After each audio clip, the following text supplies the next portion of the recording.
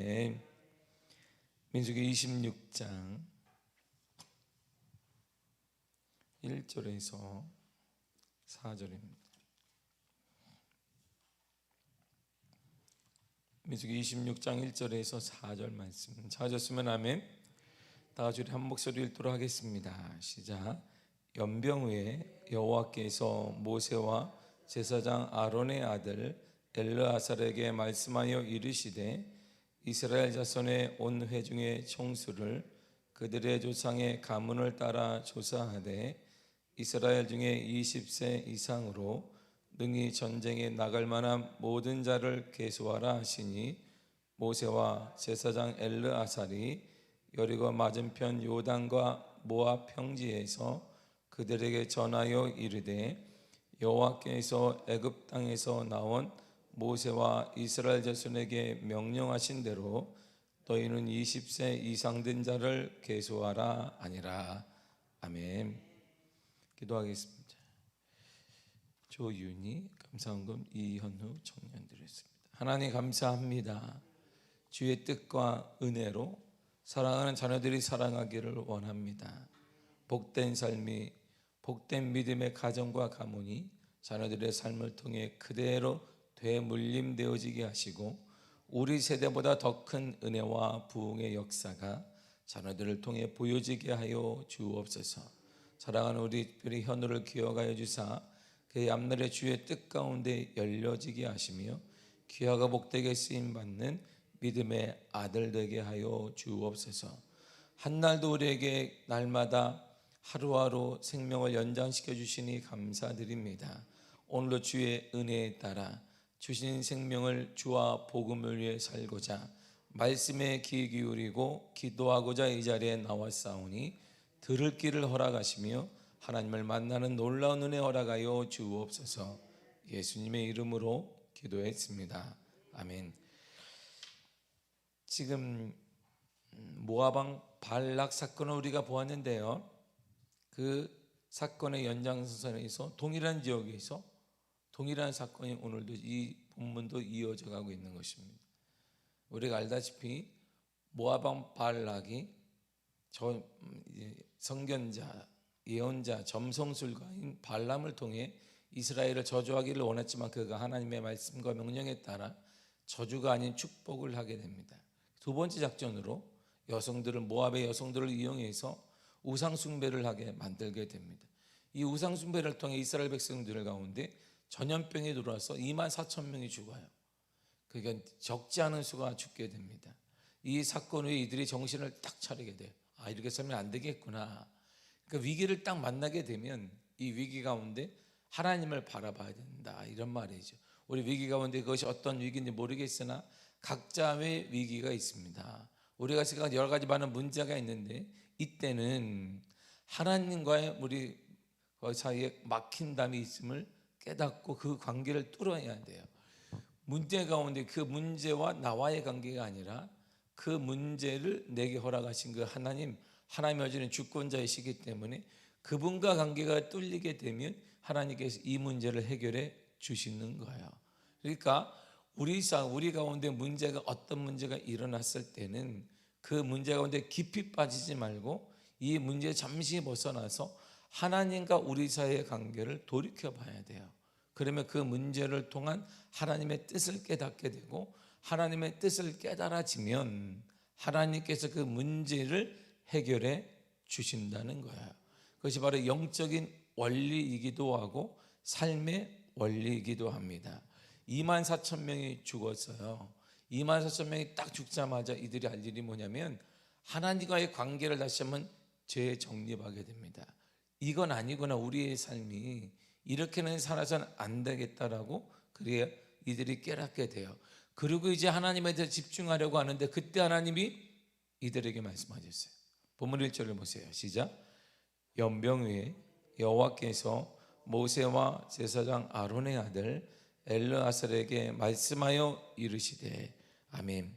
전염병이 흘러간다. 24,000명이 죽은 다음에 하나님께서 모세와 제사장 아론의 아들 엘르아살에게 말씀하셨어요. 하나님은 말씀하십니다. 누구에게요? 하나님께서 세우신 사람에게, 하나님께서 선택하신 사람에게 말씀하세요. 그러므로 지금도 하나님은 말씀하십니다. 여전히 하나님은 말씀하세요. 누구에게? 하나님께서 선택받은 사람에게 말씀하신다. 하나님은 누구에게나 아무에게나 말씀하시는 것이 아니라 하나님께 선택받은 사람, 하나님이 세우신 사람에게 말씀하시는 거야. 뭐라고 하셨는데요? 하나님 이렇게 말씀하셨어요. 2절을 보세요. 시작.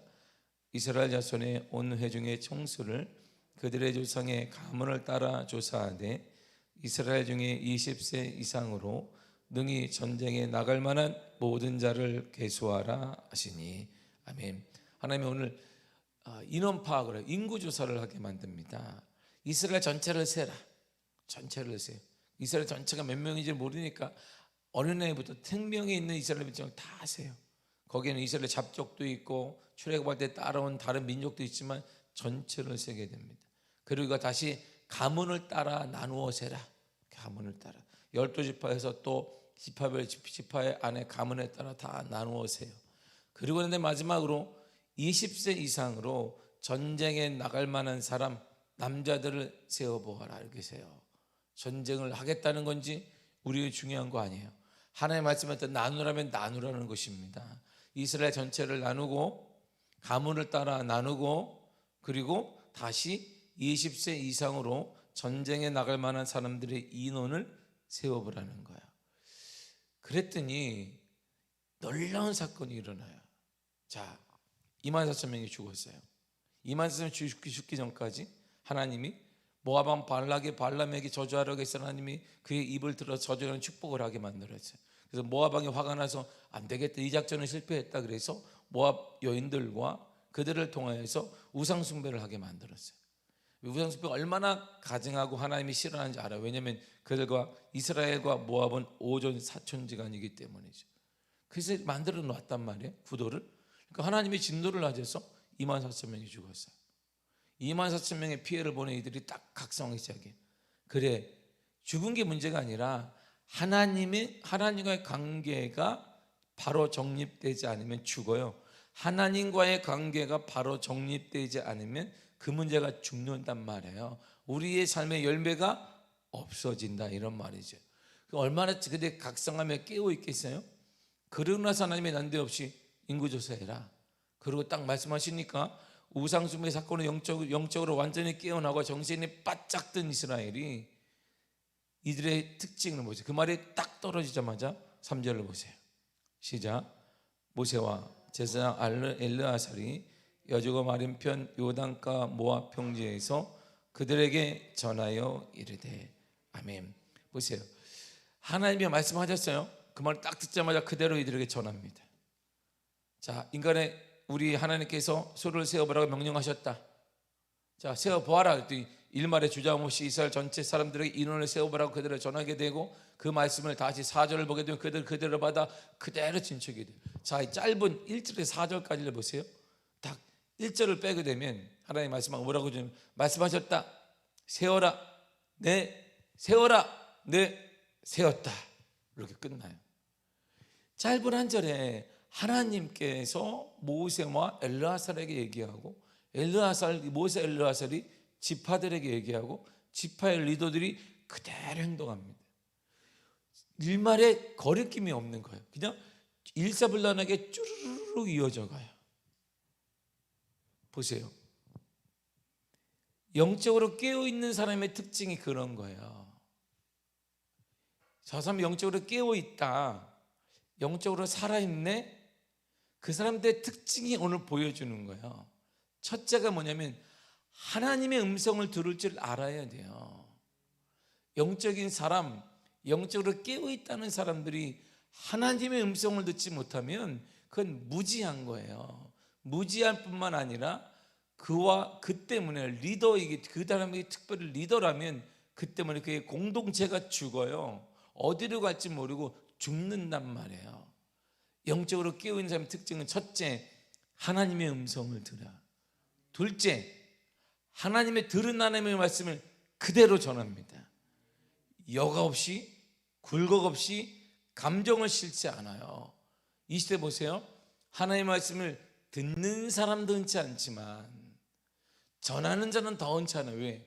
시대와 하나님의 말씀은 시대를 딱 비교하기 때문에 이 시대에는 하나님 말씀이 불가능할 것이다. 이 시대에는 예수님의 말씀이 일어날 수가 없는 것이겠지.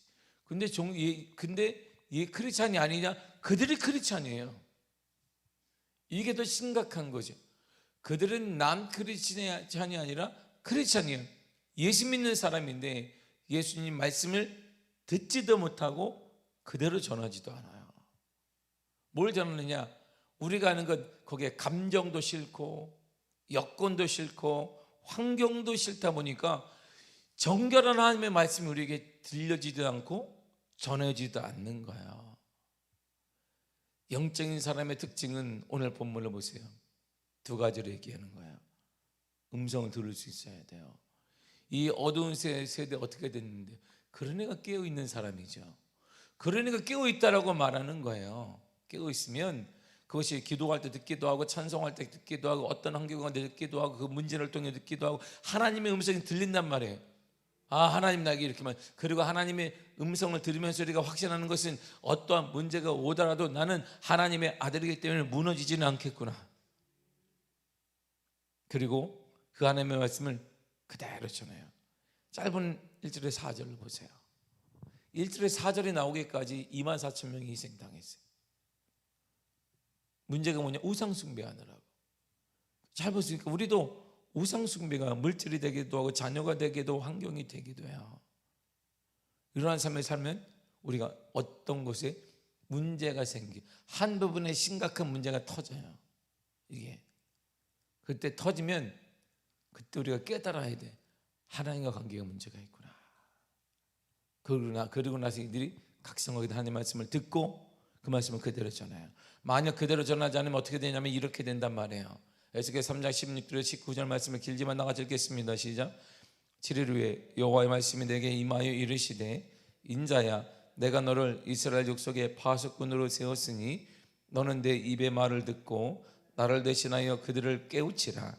가령 내가 악인에게 말하기를 너는 꼭 죽으리라 할 때에 내가 깨우치지 아니하거나 말로 악인에게 일러서 그의 악한 길을 떠나 생명을 구원하게 하지 아니하면 그 악인은 그의 죄악 중에서 죽으려니와 내가 그의 핏값을 내 손에서 찾을 것이고 내가 악인을 깨우치되 그가 그의 악한 마음과 악한 행실에서 돌이키지 아니하면 그는 그의 죄악 중에서 죽으려니와 너는 내 생명을 보존하리라. 아멘. 자, 하나님의 사람아 잘 들어라. 뭘 들을 거니까 그들을 깨우쳐라. 네가 나가서. 자, 이 말에 두 개가 다 포함되어 있잖아요. 지금 에스겔은 들어요. 그리고 하나님이 원하시는 게 뭐예요? 그대로 깨우쳐라. 내가 말하고 그대로 전해라. 근데 상황을 보면 하나님 그들이 전하면요 그들이 내게 돌을 던질지 모르는데요. 내가 그들에게 전하면 그들은 안 들을 거예요. 강팍해요. 어둡습니다. 그들이 내게 등 돌릴지 몰라요. 나는 손이 홀로 될지 몰라요. 하나님 모든 사람들이 뭉쳐있고 나만 바보 되는 거 아닐까요? 근데 하나님이 듣는 에스겔에게 전하라는 거예요. 재앙의 말씀이라도 그대로 전하면 그 재앙의 말씀을 죄인이 듣고 회개하여 죽지 않을 기회를 얻게 된다는 거예요. 너가 전하면 재앙의 말씀이라도 네가 전하면 그 재앙의 말씀을 듣고 회개해서 죽지 않을 기회를 누군가 얻게 될 테니까 전하라는 것입니다. 그러나 인간의 감정이나 친분 때문에 하나님의 말씀의 재앙을 선포하지 않으면 죄인이 회개할 기회를 놓쳐요. 그래서 죽는 거야. 그리고 이 책임은 전하지 않은 사람이 받는 거예요. 전하지 않은 에스겔이 받고 우리가 받는 거야. 이사야 56장 9절에서 11절이 이렇게 말해요. 읽어볼까요? 시작. 들의 모든 짐승들아 숲 가운데 모든 짐승들아 와서 먹으라. 이스라엘의 파수꾼들은 맹인이요 다 무지하며 벙어리 개들이라. 짖지 못하며 다 꿈꾸는 자들이요 잠자기를 좋아하는 자들이니 이 개들은 탐욕이 심하여 족한 줄을 알지 못하는 자들이요 그들을 몰지각한 목자들이라. 다 제 길로 돌아가며 사람마다 자기 이익만 추구하며. 아멘. 이스라엘 뭐라고 표현했냐면 파수꾼인데, 파수꾼의 역할이 뭐예요? 망을 보는 거예요. 이렇게 조금 등대 같은 좀 올라가서 보는 거예요. 이렇게 저기 온다 봐야 되는데, 지금 파수꾼이 있는데 파수꾼 역할은 뭐예요? 저기 오나 안 오나 봐야 되는데 맹인이야. 안 보여. 저기 오는지 안 오는지, 적인지 짐승인지 곰인지 사자인지 우리 가정에 쳐들어오는 걸 봐야 되는데 맹인이에요. 보이지 않고 섰어요. 이렇게 이거 뭐 죽으려고 작정한 거예요. 이렇게 죽으려고 작정했다 이런 말이에요. 걔들은요 사람을 지켜야 되는데, 그 당시 3,000년 전 4,000년 전에 이 개들의 역할이 뭐겠어요? 울부짖어야 된단 말이에요. 울부짖어야 돼. 짖어서 다른 동물들이 온다든가 사람을 이렇게 해치는 것들이 오늘 짖어야 되는데 벙어리야. 짖지 않고 있는 거예요. 이렇게 짖을 수가 없는 거예요. 하나님의 말씀을 그대로 전하지 않는 자가 바로 이런 자라는 거예요. 짖지 못하는 벙어리 개이라는 것입니다. 그러니까 그때는 뭐가요? 들짐승이 와서 개도 죽이고 사람도 해치고 재물도 빼앗고 우리가 내 것이다 생각했던 그것을 앙금 다 갉아먹는단 말이에요. 그래서 우리가 무너지는 거예요. 그래서 가정이 무너지고 자녀가 무너지고 교회가 무너지는 거예요. 계속 모두가 갉아먹어요. 이렇게 계속 우리 가정을 갉아먹어요. 그래서 가정이 푹 쓰러지는 거예요. 내 건강도 갉아먹어요. 우리 인생도 갉아먹어요.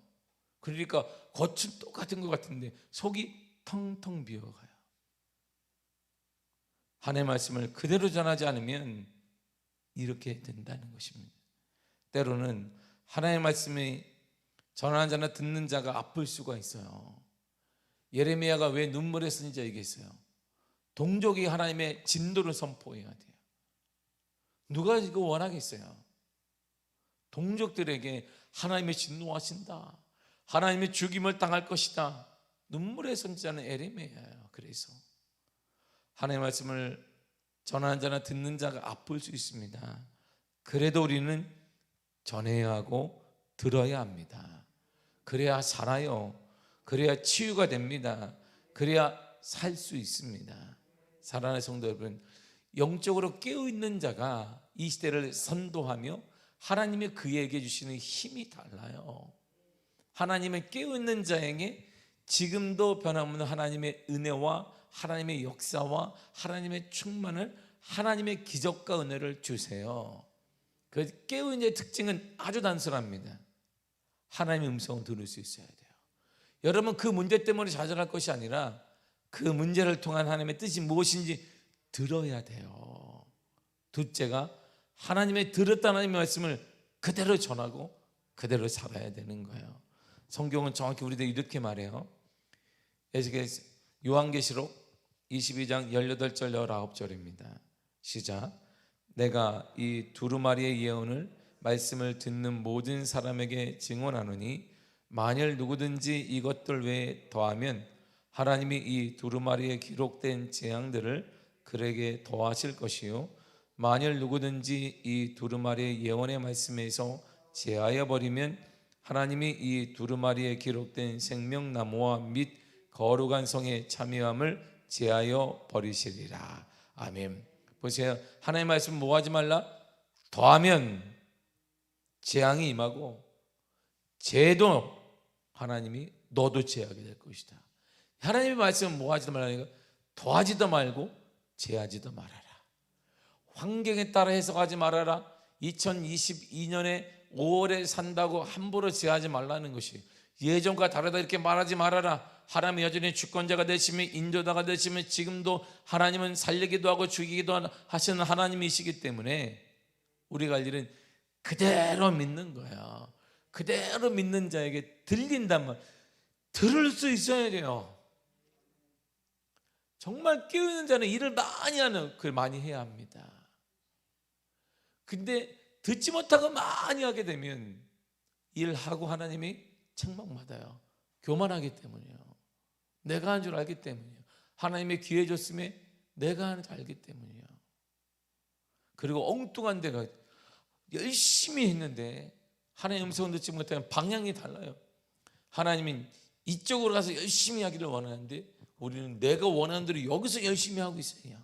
여기서 방향이 달라진단 말이에요. 그러므로 사랑하는 성도 여러분, 들을 수 있어야 돼요. 어떻게 듣냐 이렇게 듣고 오셨다 오셨네, 이게 듣는 게 아니라 환경을 통해 이 문제를 통해 하나님 나에게 뭘 원하시는지 들을 수 있어야 돼요. 그런데 하나님은요, 아이들을 키워보면 우리가 알잖아요. 자, 유치원에 다니는데 아이를 놓고, 자, 엄마가 퀴즈 낸다. 자, 볼펜 연필 들고 35,758 곱하기 28,653은 이렇게 말하는 부모가 없어요. 이렇게 말한다면 애가 잘못이 아니고 누가? 부모가 상태가 안 좋은 거예요. 애한테는 사과가 3개 있어. 근데 엄마가 하나를 딱 먹어버렸네. 몇 개가 남아? 이게 애한테 내는 거잖아요. 응? 그러면 2개. 그래, 그게 3 빼기 1은 2가 되는 거야. 이렇게 눈높이로 얘기한단 말이에요. 근데 자녀가 쭉 키워가지고 대학생이 됐는데 여전히, 자, 사과가 3개 있어. 자, 엄마가 하나를 홀라당 먹어버렸네. 몇 개가 남을까? 그러면 대학생이, 엄마가 상태가 안 좋으시구나. 그러나 효도하는 마음으로, 엄마 사과가 하나가 남았나 봐요. 그러면 아이고 2개가 남았지. 그래서 누가 누구를 교육하는지 모르지만 그렇단 말이에요. 이 말이 뭐냐면 그 문제를 통해 우리가 깨달을 수 있도록 하나님은 우리의 눈높이에 맞게 다 하나님의 음성을 들을 수 있도록 해주신다는 거야. 어떠한 특별한 사람만 들을 수 있는 게 아니에요. 용한 사람한테 기도를 받거나 그게 아니란 말이에요. 모든 사람, 하나님은 우리의 아버지 되시기 때문에 우리의 영적인 눈높이에 맞추어서 다 깨달을 수 있게 하나님께서 만들어 놓았어요, 우리를. 그러니까 여러분 모두는 문제 앞에 하나님의 음성을 들을 수가 있어요. 그러니까 오늘 약간만 하나님께 집중하기만 하면 그 문제를 통해 하나님이 나에게 무엇을 원하시는지 깨달을 수 있어요. 그를 깨달은 다음에 뭐하라? 그대로 전하고 사세요. 그냥 그대로 살란 말이에요. 말씀대로. 거기에 환경과 감정을 더하지 말란 말이에요. 여러분의 생각을 더하지 말고 여전히 하나님은 이 땅의 주권자가 되신다. 그걸 믿고 그대로 살아가세요. 그게 깨어있는 자이고, 이러한 삶을 살 때 하나님이 하늘로부터 내려오는 그 은혜, 그리고 우리가 말하는 그 기적, 우리가 말하는 놀라운 역사, 그 경험하는 삶을 살 수 있어요. 이렇게 살아야 신앙의 묘미가 있습니다. 신앙생활에 참된 보람이 있어요. 그 참된 은혜가 여러분 삶에 넘쳐나기를 바랍니다. 그 하나님의 위로부터 내려 하나님의 은혜를 흠뻑 받아 누리는 복된 삶이 여러분들의 삶이 되기를 간절히 축복합니다. 기도하겠습니다. 주님 감사합니다.